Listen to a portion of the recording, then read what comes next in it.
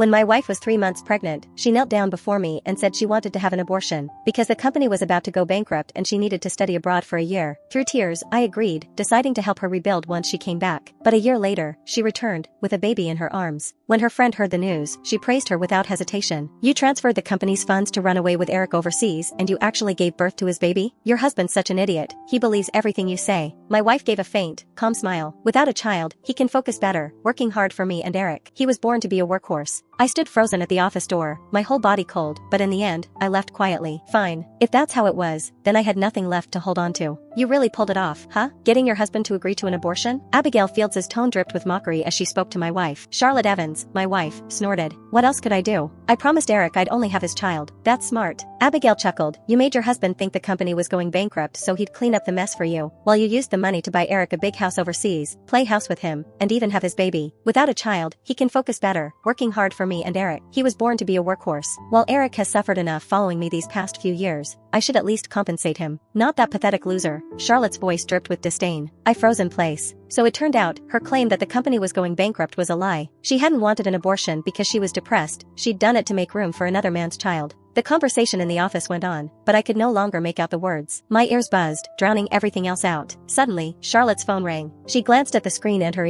expression softened instantly. "What? You sprained your ankle? Okay, don't worry, I'll be right there." She hung up, grabbed her coat from the chair and rushed out. I instinctively stepped back into the fire exit at the end of the hallway, watching her hurried figure disappear around the corner. My hand moved to my side, brushing over the wound that still ached faintly. Just a month ago, I had been stabbed 3 times by one of her business rivals, for her and for the company. I spent a week hovering between life and death before barely making it back. Even now, I still had to go to the hospital for weekly dialysis just to stay alive. Charlotte had always claimed she was trying to find a kidney donor for me, but to this day, there had been no progress. It's ridiculous now that I think about it. It's not that she couldn't find a donor, she just didn't really care to. I took a cab to the hospital. She'd already scheduled today's rehabilitation session for me and promised she'd come along.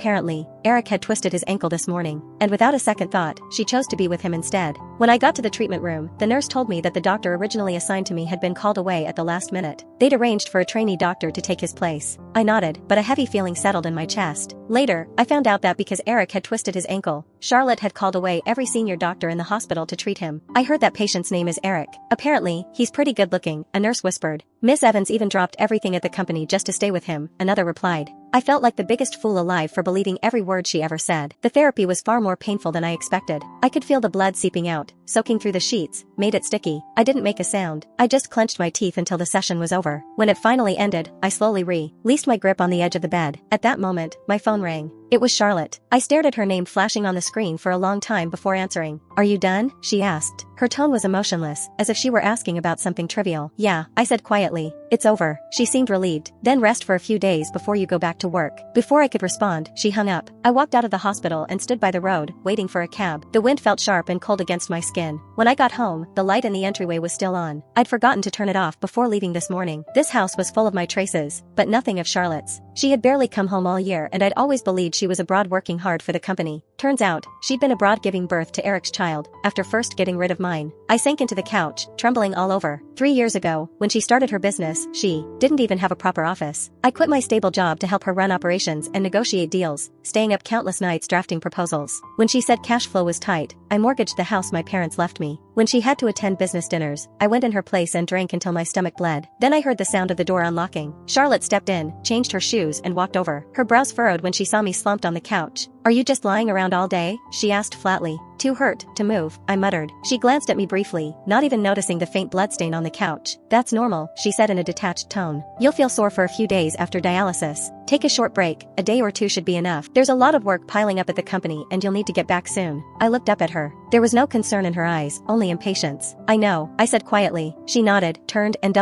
went to the bedroom. A few minutes later, she came out with a suitcase. "I'm going on a business trip. Take care of the company while I'm gone." I nodded, not asking where or for how long. She must have taken my silence as understanding. Her lips curved slightly. "When I'm back, we'll deal with the company matters together." She left, closing the door softly behind her, but it felt like a heavy thud against my chest. I looked down at the couch. The dark fabric was now darker, soaked with blood. The stain grew bigger. When I tried to stand, my legs gave out and I nearly fell. I had no choice but to head back to the hospital. After registering and waiting in line, the doctor told me my kidneys were deteriorating fast. I needed a transplant soon. He told me to wait upstairs for further tests. In the crowded elevator, I leaned against the corner. When the doors opened, I froze. Charlotte was there, holding a bouquet of pink roses, followed by a nurse. Without thinking, I followed her up to the top floor. The corridor was quiet, carpeted, leading to the VIP ward. Eric was in the last room. The nurse opened the door for her. Eric sat by the bed, taking the flowers from Charlotte and carefully placing them in a vase. Charlotte lowered her head as he spoke, smiling tenderly. I stood by the door, my whole body stiff. Then a voice broke the silence. "Excuse me, sir, who are you looking for?" a nurse asked softly. Charlotte turned her head sharply. When she saw me, a flicker of panic crossed her face. But soon, she regained her composure and stood up, walking toward me. She pulled me to the other end of the hallway and whispered, "What are you doing here?" "A follow-up checkup," I said calmly. She nodded, looking relieved. "Eric got hurt. He's our company's financial officer and has been a big help. I came to check on him." I didn't say anything, just looked at her lying so effortlessly. She grew anxious. "What? You think something's going on? We're just colleagues. Don't be so pet. Ty, all I think about is the company." "You're overthinking," I replied. "The doctor said the dialysis wasn't thorough enough. There's some residue, so I had to come back for another test." She finally relaxed a little, her tone softening. "Then go get your test done. Call me if something comes up. I can't leave now. Eric's injury is pretty bad. He needs someone around." "Heh, a twisted ankle counts as serious compared to my failing kidney?" Just then, Eric's voice came from inside the ward, soft, with a touch of forced concern. "Does dialysis hurt a lot? You can barely stand, Andrew." He smiled faintly, pretending to care. "But you're still young. With proper treatment, you'll get better." Watching his fake sympathy, I suddenly asked, turning to face him, "I heard from some coworkers that you got married abroad. Who's your wife?" Eric froze for a moment, then his face flushed red. His eyes darted towards Charlotte with a hint of shyness. "She's an exceptional woman. You know her too." He